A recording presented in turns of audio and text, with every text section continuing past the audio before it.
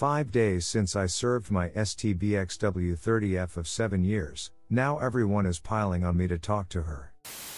I have made a decision to go NC after serving my wife 5 days ago. I am refusing to see or talk to her and everyone is piling on to talk to her. It's driving me nutty, messages and calls 24/7. What can I say to these people to get them to back off without being rude? These are my friends, family, people I want to remain in contact with after the divorce is finalized. Some background: we dated from the age of 20 and married when she became pregnant with our son. Our marriage was great. We got another kid, a daughter 2 years after the first, and have had excellent intimacy, good communication, good finances.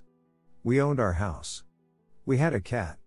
Kids are well balanced and doing well. We were happy, or so I thought. Then about 4 months ago, my wife, let's call her Sue, came home from work gushing about this new manager they got. Let's call him Frank. I felt uneasy right away, like something was off. I smiled and asked a few questions, like if he was married, did he have kids, where did he live, etc. She tells me he is on his second marriage and have 4 kids in total. I was thinking this was probably a crush. I have had those, but they usually pass. So I decided to just wait, it would probably just go away. Over the next week this would happen every day and I got more and more uneasy. I decided I need to see if something more was going on, so I told Sue that I got a virus alert on the home network and that I needed to update the virus software on her pad, her mobile and her laptop. She has no IT skills whatsoever. She gave me her equipment and I installed remote monitoring software and keylogging from the best online service I could find. Best $20 a month subscription I ever got. A few days later I saw the first text messages going back and forth between them. They were pretty innocent. Mostly work related. Still, the frequency escalates a little over the next 4-6 weeks and gets more personal. I do a soft confrontation with my wife. She comes home from work and I stare at her intensely. Sue, what is wrong? Me, have you crashed the car or something? Sue, what? No. Me, you look like you have done something wrong and you are trying to hide it? Sue, no? I am not. What are you talking about? Me, you look guilty of something? Are you lying to me? Is there something you need to tell me? Sue, no, I just had a long day at work, blah blah. The next few days there was fewer messages between them, but they are quickly back at it in full force. The messages start to get flirty. I softly confront her again. Again she lies to my face. I decide this will probably end badly at around the 2-month mark and I decide to prepare for the worst. I also start to prepare myself emotionally. Over the next 2 months their exchanges evolve into a full-blown emotional affair, and it's getting more and more sexual. I confront my wife repeatedly. I don't present any evidence. She keeps lying. I am not going to force her to stop. After all, she is a grown woman and she makes her own choices. She lies to my face again and again. I feel a gigantic rift opening up between us. Intimacy also stops. I find I am checking out of the marriage in parallel with their activities.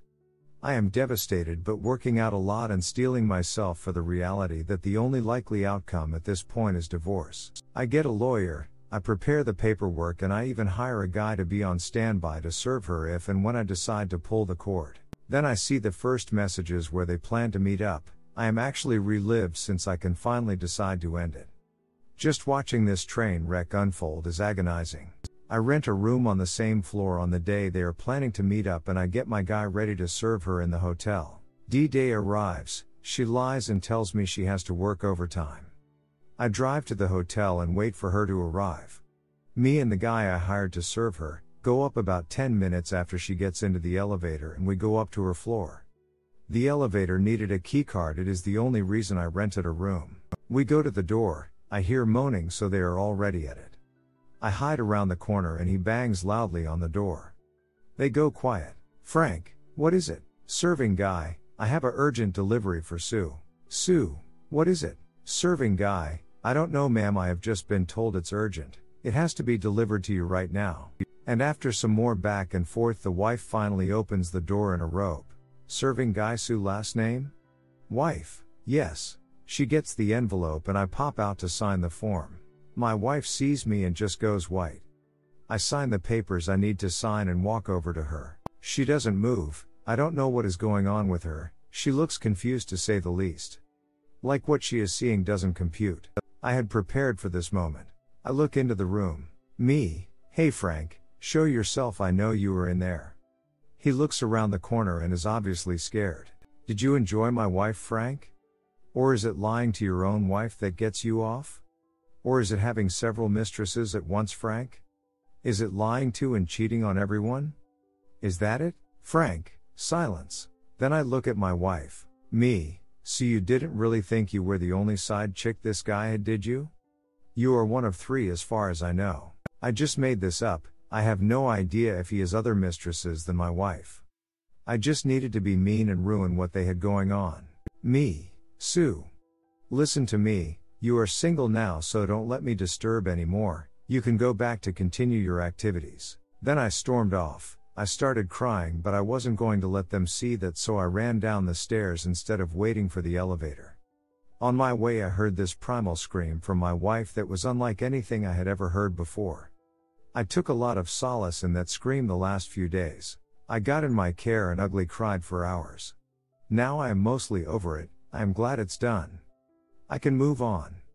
I feel liberated actually. I told the kids, they are staying with my parents for now. I even started to flirt with a work college and I have got on Tinder. I am chatting with a few women and it's a great boost for my ego.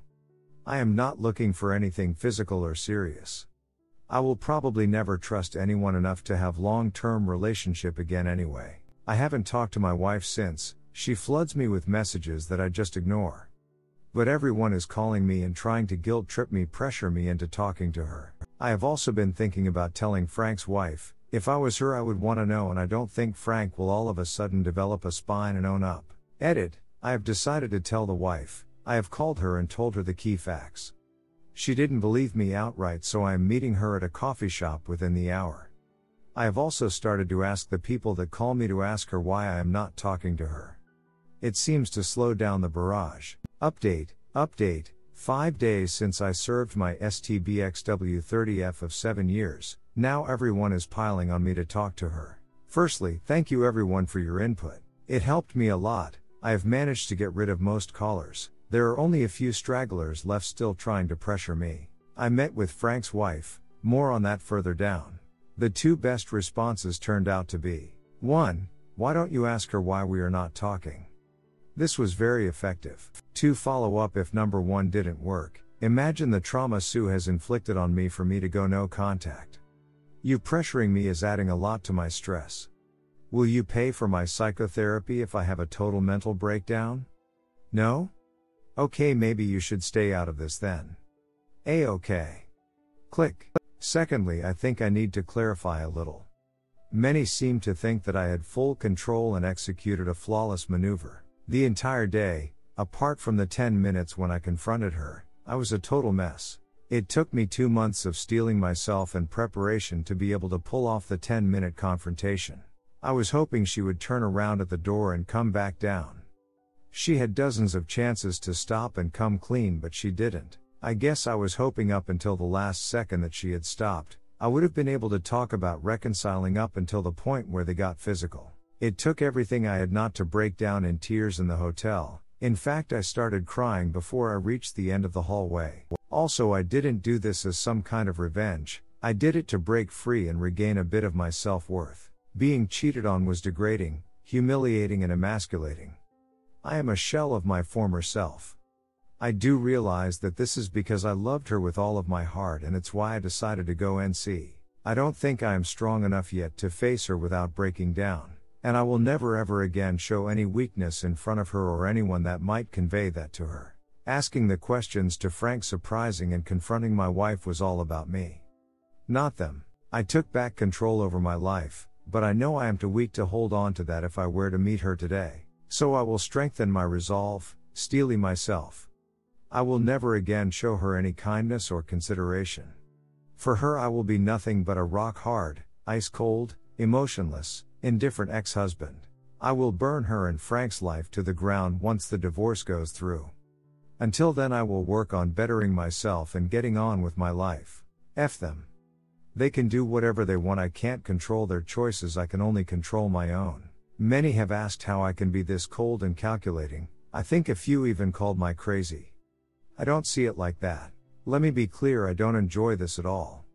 I see it as absolutely necessary actions for my own well-being and sanity. Life is change. My marriage in this case developed gangrene, so I am cutting it off before it affects more of my body and causes permanent damage.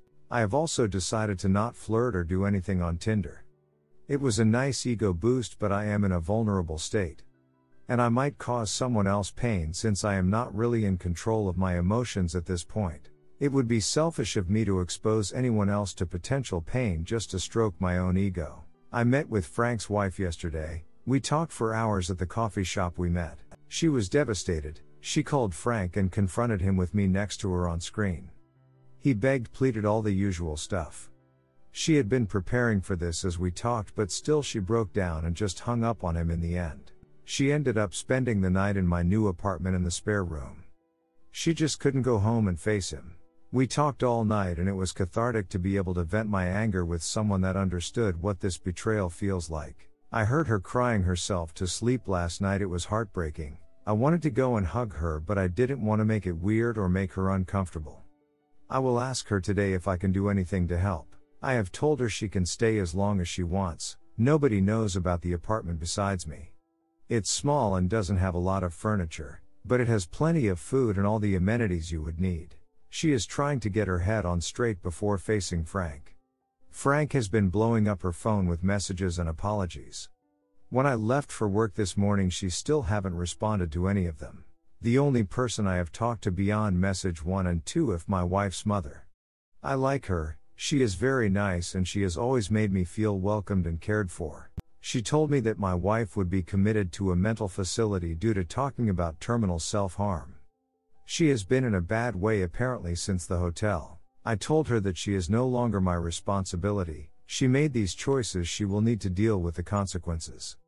I would appreciate it if she didn't update me on my wife since it was already painful enough and that I needed distance to properly separate myself from her. I informed her that there is absolutely 0% chance of reconciliation. The divorce will go through, we will not communicate at all outside of issues related to our children. And that will all be done in writing. I have enough just dealing with myself at the moment. So I am not as strong as many seem to think. I managed to pull myself together just enough to cut the cord after 2 months of intense effort. And I would probably devolve into a sobbing mess if I met her today. I need time to heal and everyone calling prevented that. So thank you again Reddit for helping me fend off the well-meaning people that were injecting themselves into my relationship on my wife's behalf. You guys are awesome. Redditors' reactions. Redditor 1, great revenge fantasy. Redditor 2, stay strong and I wish you a better future. Redditor 3, don't worry about everyone else. They are not going through what you're going through. Just make yourself happy. Redditor 4, what is STBXW?